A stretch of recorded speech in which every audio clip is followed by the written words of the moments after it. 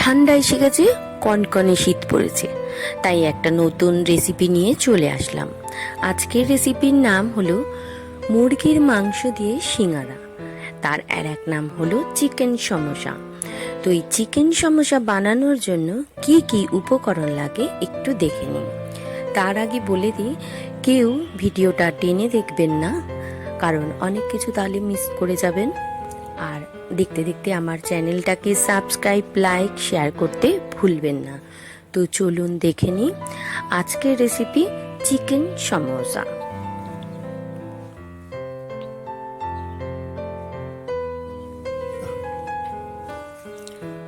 তো আমি এখানে নিয়ে নিয়েছি 250 গ্রাম মুরগির মাংস কিমা করে, আর নিয়েছি 250 মতো আলু ছোট ছোট করে কুচিয়ে নিয়েছি, নুন, হলুদ, কড়াইশুঁটি, পেঁয়াজ কুচি, আদা রসুন বাটা, টমেটো কুচি, নুন, ক্যাপসিকাম কুচি, বাদাম, কাঁচা লঙ্কা কুচি আর চিকেন।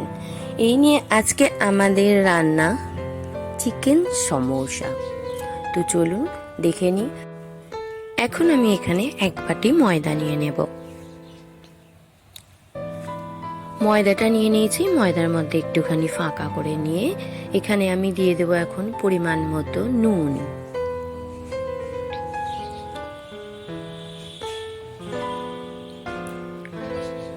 দিয়ে দেব পরিমাণ মতো চিনি,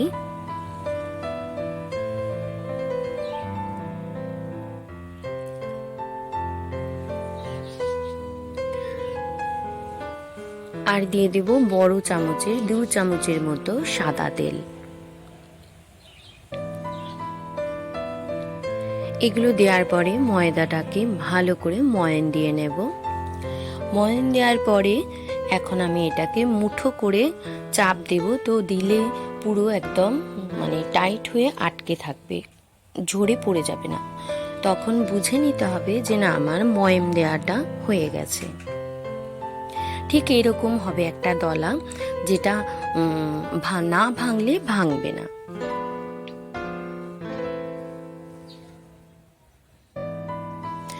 এরপরে আমি অল্প অল্প করে জল দিয়ে ময়দাটাকে মেখে নেব।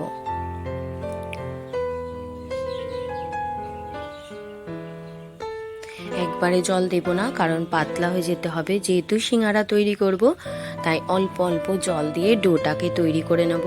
খুব শক্ত করেই মাখতে হবে। ঠিক এরকম একটা ডো বানিয়ে নেব। এবার আমি আধ ঘন্টার জন্য একটা থালা দিয়ে ঢেকে দেব। ওদিকে ময়দাটা মেখে রেখেছি আধ ঘন্টার জন্য, এদিকে আমি পুরটা বানিয়ে নেব। কড়া বসিয়ে দিয়েছি, কড়া গরম হয়ে গেছে। এখন আমি 50 গ্রামের মতো তেল ঢেলে দেব কড়ার মধ্যে।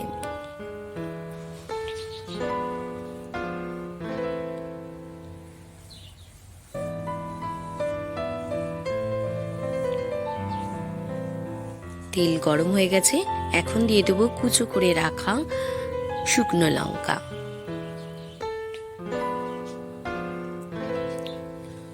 শুকনো লঙ্কাটা ভাজা ভাজা হয়ে গেছে, তো এর মধ্যে এখন দিয়ে দেব কেটে রাখা পেঁয়াজগুলো। পেঁয়াজগুলো একটু লাল লাল করে ভেজে নেব প্রথমে।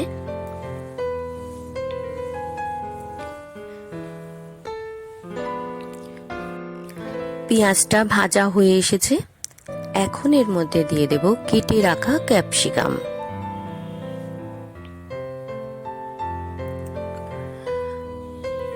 আর দিয়ে দেব কুচো করে রাখা টমেটো। এবার দিয়ে একটু ভালো করে নাড়াচাড়া দিয়ে ভেজে নেব।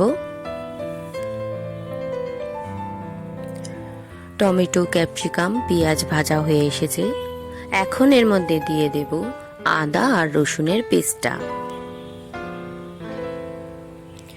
আদা রসুন পেস্ট দিয়েও একটু ভেজে নেব।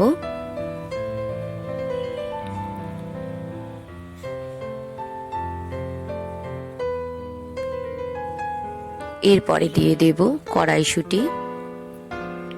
কড়াইশুঁটি দেওয়ার পরেও একটু ভালো করে মশলাটাকে কষিয়ে নেব।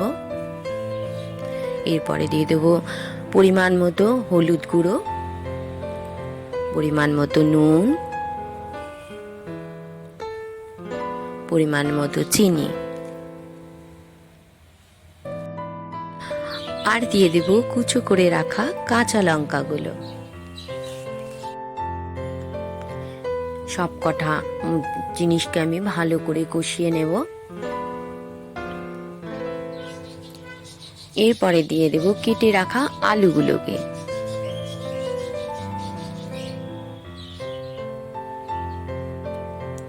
দেওয়ার পরে আরো খানিকক্ষণ মশলাটাকে কষিয়ে নেব। হয়ে এসেছে আমার মশলা কষানো। এখন দিয়ে দেব চিকেনটা।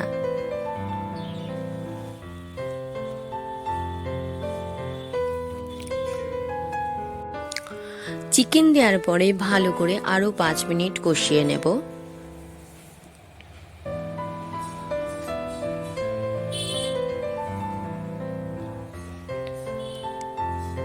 একটা সুন্দর গন্ধ বেরিয়ে গেছে, সবকিছু মশলার গন্ধ বেরিয়ে গেছে।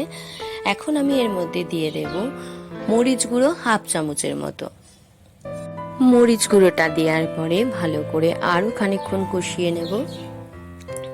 এরপরে দিয়ে দেব গুঁড়ো করে রাখা বাদামগুলো।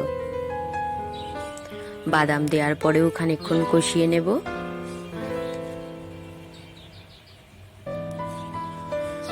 পুরো মশলাটাই আমার কষানো হয়ে গেছে, বেশ ভালো গন্ধ বেরিয়ে গেছে। এখন এর মধ্যে দিয়ে দেব 1/2 চামচের মতো গুঁড়ো গরম মশলা। গরম মশলাটাও দেওয়ার পরে খানিকক্ষণ কষিয়ে নেব। এই যে আমি এতক্ষণ ধরে কষাচ্ছি, কষাতে কষাতে আলু সবজি সব সিদ্ধ হয়ে আসছে। এরপরে দিয়ে দেব পরিমাণ মতো সামান্য জল, কারণ সবগুলি আমি এতটাই কষেছি যে মাংস, ক্যাপসিকাম, আলু সব মোটামুটি সিদ্ধ হয়েছে। একটু সামান্য জল দিয়ে 5 মিনিটের মতো ঢাকা দিয়ে রেখে দেব।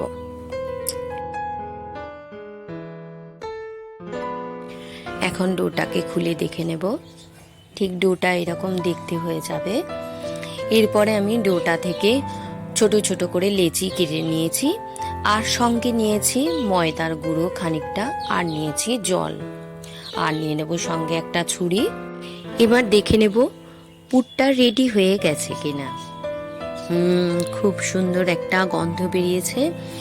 এবার ভালো করে নাড়াচাড়া দিয়ে ভালো করে শুকনো করে নেব, যাতে এর মধ্যে একটু জল না থাকে।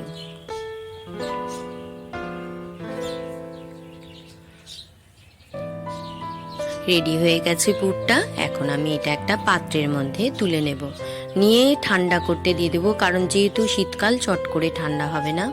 একটু পাখার তলায় দিয়ে নেব।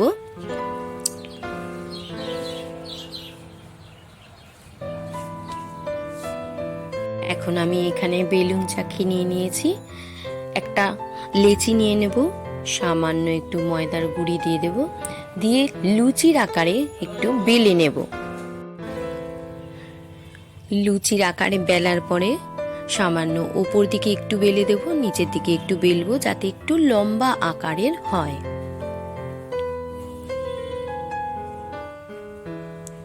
হয়ে গেছে বেলা। এবার আমি একটা ছুরি দিয়ে মধ্যেখান থেকে কেটে নেব। এবার নিয়ে দুটোকে থালায় রেখে দেব। আবার আমি একটা লেচি নিয়ে বেলা দেখিয়ে দেব।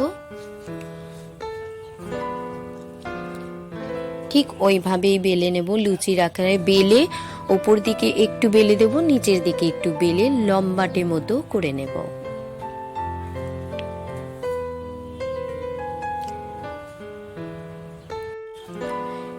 এবার মধ্যেখান দিয়ে ছুরি দিয়ে আবার কেটে নেব। এইভাবে সব লেচিগুলোকে বেলে কেটে নেব। সব লেচিগুলোকে বেলে এখানে কেটে নিয়েছি। দেখতে পাচ্ছ দুটো সিঙ্গারা বানিয়েও রেখেছি। এখন দেখিয়ে দেব কিভাবে সিঙ্গারাটা মুড়ছি। প্রথমে এক পাট অংশ হাতের মধ্যে নিয়ে এক সাইডে একটু জল লাগিয়ে ত্রিকোণা করে মুড়ে নিলাম। নেয়ার পরে এখন এর মধ্যে আমি 2 চামচ পুর দিয়ে দেব।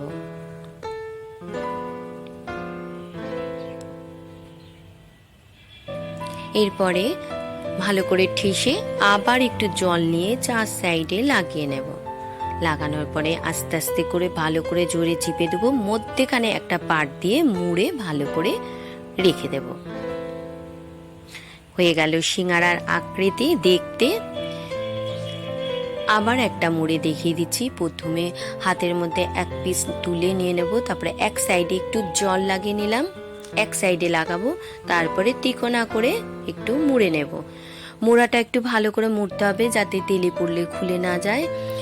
আবার আমি এর মধ্যে 2 চামচ পুর দিয়ে দেব, দিয়ে হাতের সাহায্যে একটু চেপে ভেতরে ঢুকিয়ে দেব।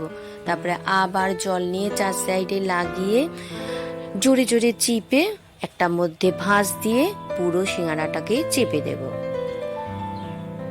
দিয়ে এইভাবে রেখে দেব। এইভাবে আমি সব সিঙ্গারাগুলোকে বানিয়ে নেব। দেখো আমার সব সিঙ্গারা রেডি হয়ে গেছে। এবার আমি গ্যাসটা চালিয়ে একটা কড়া বসিয়ে দিয়েছি।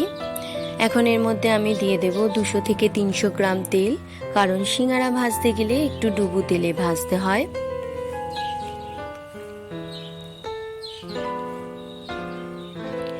তেলটা গরম হওয়ার অপেক্ষা করতে হবে। তেল এখন গরম হয়ে গেছে। এখন আমি একটা একটা করে ছেড়ে দেব তৈরি করে রাখা সিঙ্গারাগুলো।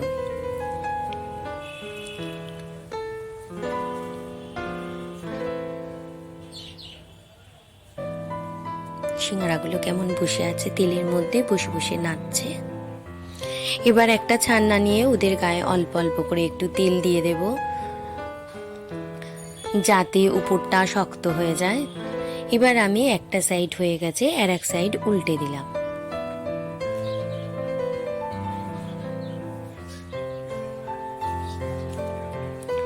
ভাজা হয়ে গেছে সিঙ্গারাগুলো, এখন একটা পাত্রের মধ্যে তুলে নেব।